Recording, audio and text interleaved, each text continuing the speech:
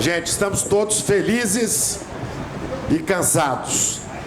Mas vamos continuar direto na próxima mesa. Parabéns.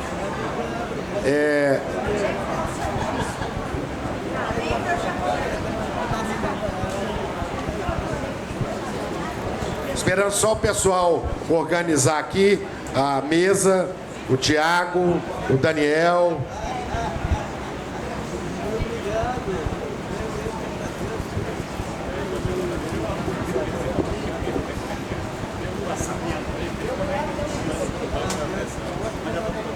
Vou lá, pode deixar. Eu me viro lá, igual. Vamos então começar Nada é com a voz do senhor. a última mesa aqui da Tenda da História. Nem acredito que é a última, mas infelizmente já é a última. Nós fizemos um pupurri por vários temas da história nesses últimos 3 dias reunidos aqui em Diamantina e infelizmente essa é a última mesa.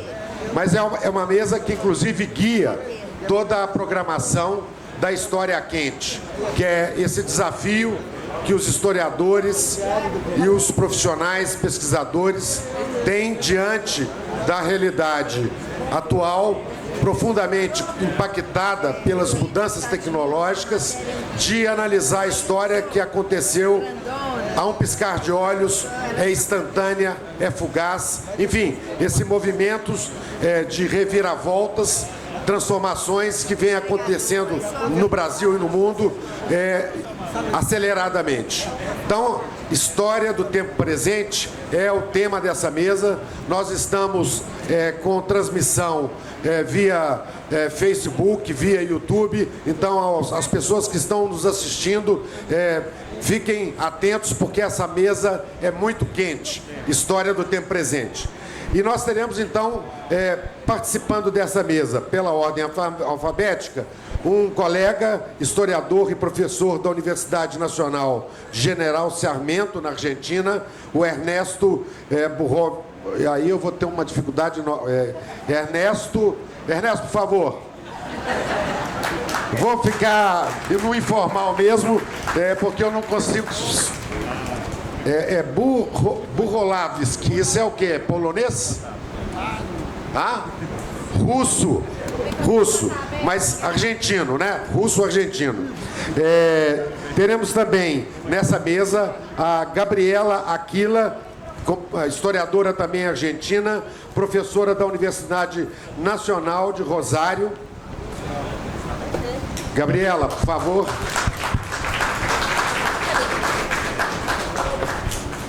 E, por fim, o professor e historiador da Universidade Federal de Minas Gerais, Rodrigo Pato Samota, que, então, vocês já combinaram o esquema de apresentação.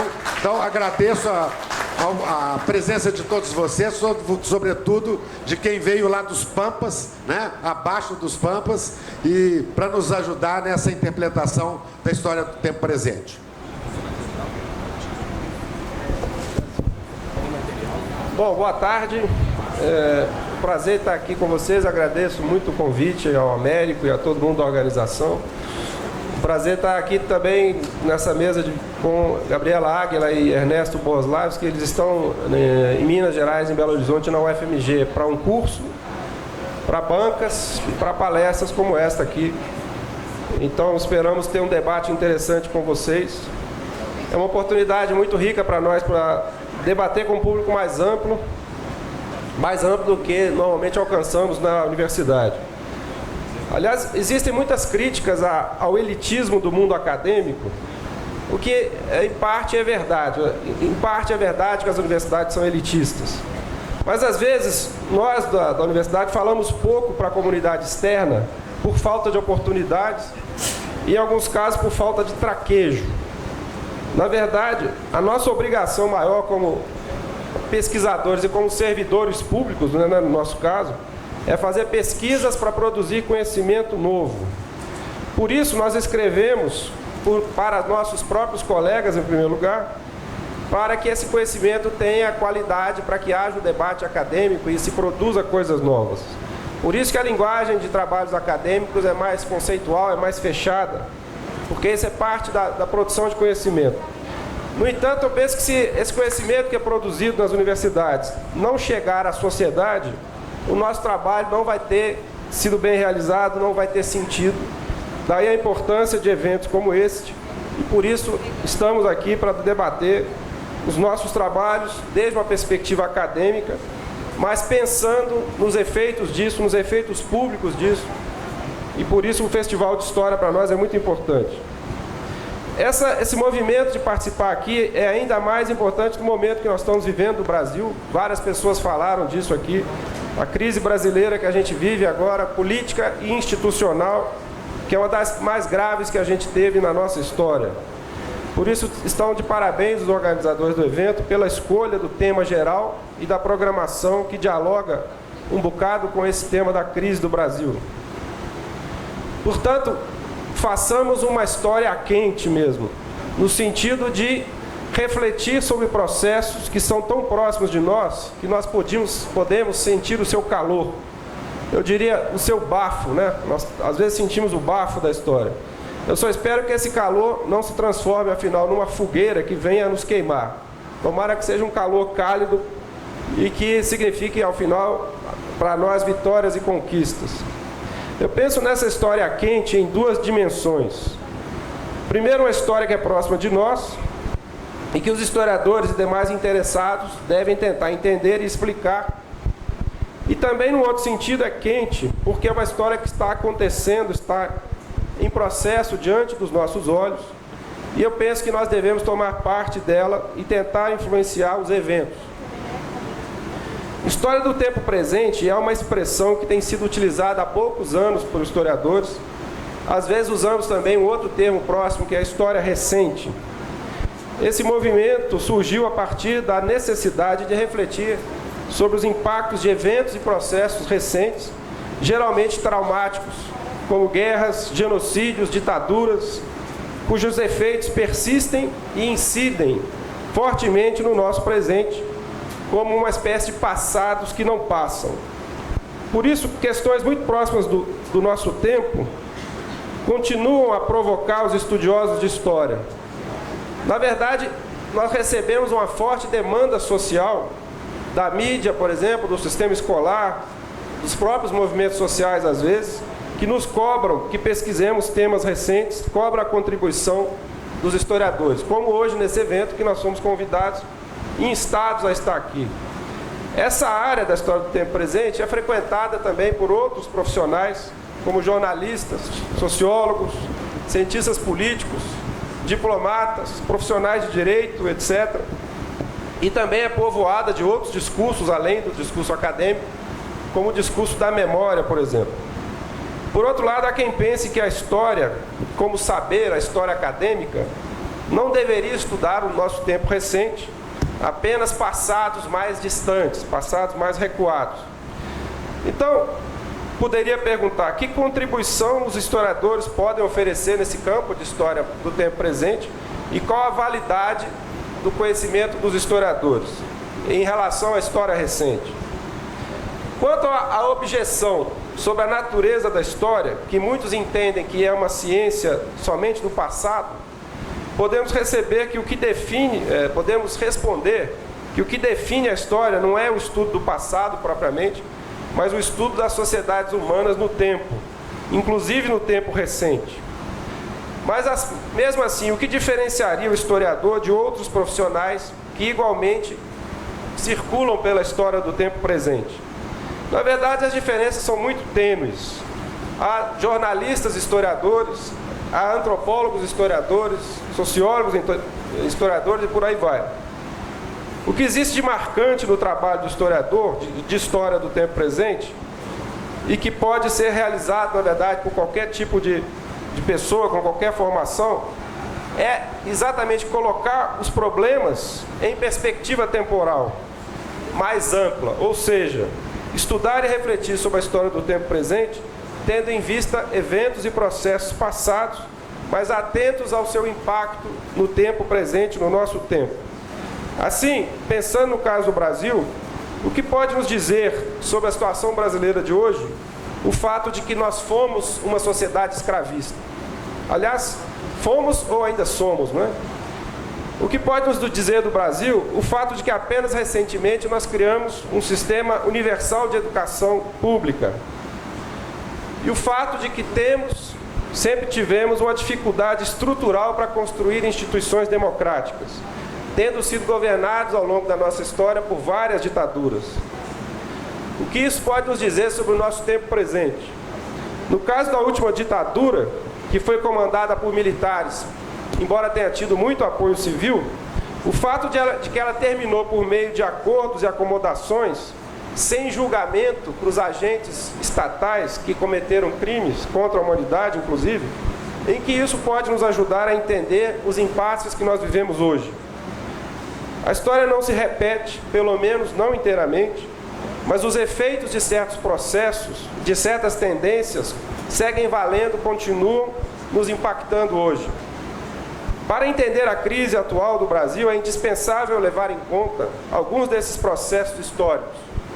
Não que eles possam nos oferecer um manual de como agir no presente, mas porque eles podem nos permitir entender melhor certos aspectos dessa crise e nos ajudar a traçar alguns cenários possíveis. E alguns deles, infelizmente, são muito desalentadores. Mas é útil assim mesmo esse exercício para que possamos compreender melhor o que está em jogo hoje. Um dos objetos ou temas históricos mais importantes para pensar o que nós vivemos hoje é, claramente, 1964, o golpe e a ditadura. Temos feito muitas análises sobre semelhanças e diferenças entre 64 e hoje. Atentos às peculiaridades, mas também ao que continua. Há muitas coisas semelhantes que podemos elencar. Por exemplo, a disputa entre projetos liberais, no sentido da defesa do mercado, e do desenvolvimentismo de viés social. O tema da insatisfação das classes médias e superiores contra governos considerados simpáticos a interesses populares e que promovem distribuição de renda. A polarização esquerda-direita, com a direita mobilizando imagens e discursos anticomunistas, como hoje estão sendo reapropriados, referindo-se a 64, como, por exemplo, o slogan "Minha bandeira jamais será vermelha", a bandeira verde e amarela jamais será vermelha, algo que se dizia muito em 64, voltou hoje. A mobilização dos discursos anticorrupção tem bastante semelhança, inclusive a Petrobras já esteve em foco nos anos 60. A regimentação religiosa e moral contra a esquerda, fortalecendo os blocos direitistas e dando um viés popular aos projetos de direita. O fato de que o presidente ou a presidente de centro-esquerda perdeu apoio parlamentar e se isolou politicamente, o que facilitou a sua derrubada, isso também é muito semelhante. A crise econômica em 64, hoje, e o papel desestabilizador da grande mídia, que também é muito semelhante nos dois momentos. Mídia que ajudou a criar a sensação de pânico, tanto naquela época como hoje. Haveria muitos outros pontos semelhantes, mas me interessa falar também das diferenças, porque vivemos outro processo também. Por exemplo, o tema da corrupção hoje foi mais central do que foi em 64. A derrubada do João Goulart passou mais pelos discursos anticomunistas do que anticorrupção, embora tenham sido importantes também. E também, embora hoje o tema do anticomunismo é importante, mas há que entender a sua diferença. No caso de hoje, entender inclusive a conexão entre anticomunismo e antipetismo, que será tema de muitas pesquisas no futuro próximo, com toda certeza. Hoje, a temática moral é diferente, assim como as pautas de esquerda. Por exemplo, a questão da chamada ideologia de gênero, que hoje assusta tanto a direita. Isso não existia nos anos 60, não fazia sentido naquela época. Assim como algumas demandas da esquerda de hoje também são bastante diferentes. Um tema que eu acho importante é a diferença do ponto de vista da mídia.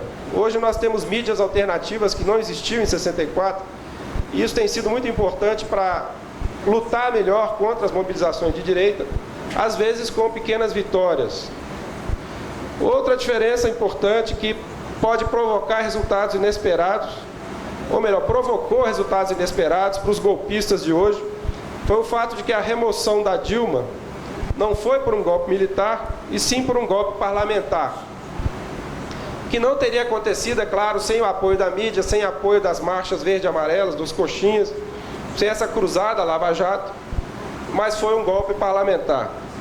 Há muitas ironias envolvidas nesse processo do golpe parlamentar, algumas que são, ao mesmo tempo, trágicas.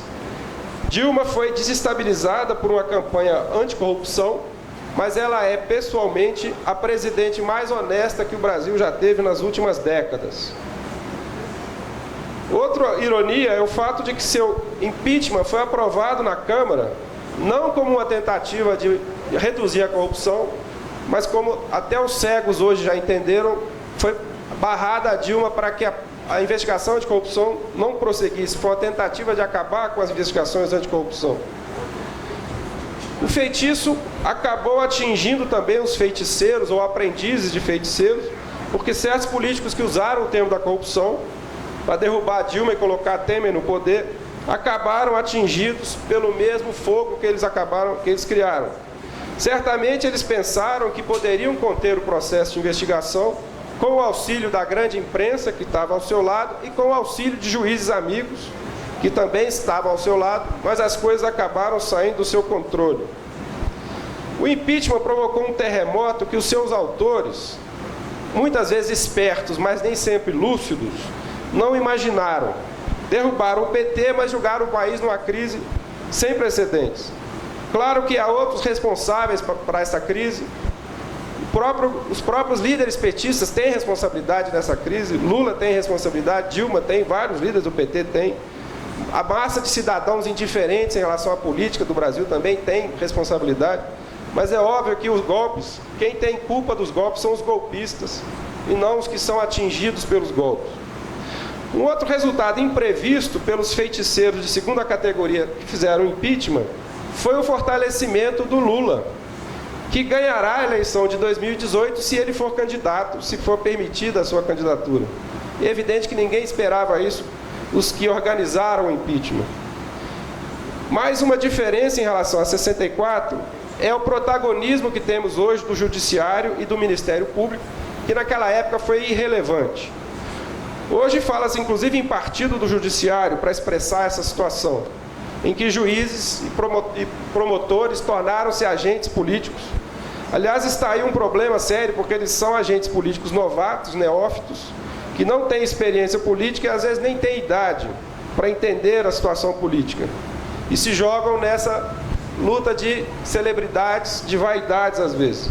Do alto dos seus cargos públicos, esses senhores e senhoras com gabinetes muito luxuosos, regiamente pagos, o que aumenta a sua sensação de poder, mesmo que para isso com isso piorem a crise, adotam procedimentos judiciais questionáveis em nome da sua cruzada. Um episódio recente que eu gostaria de mencionar, para quem ainda não ouviu o caso, que tem a ver com isso, essa semana se cometeu suicídio o reitor da Universidade Federal de Santa Catarina, Luiz Carlos Cancellier de Olivo, que sofreu um abalo psicológico ao ser detido, ao ser levado a um presídio em situação humilhante, com uma acusação de que estava bloqueando a investigação judicial sobre o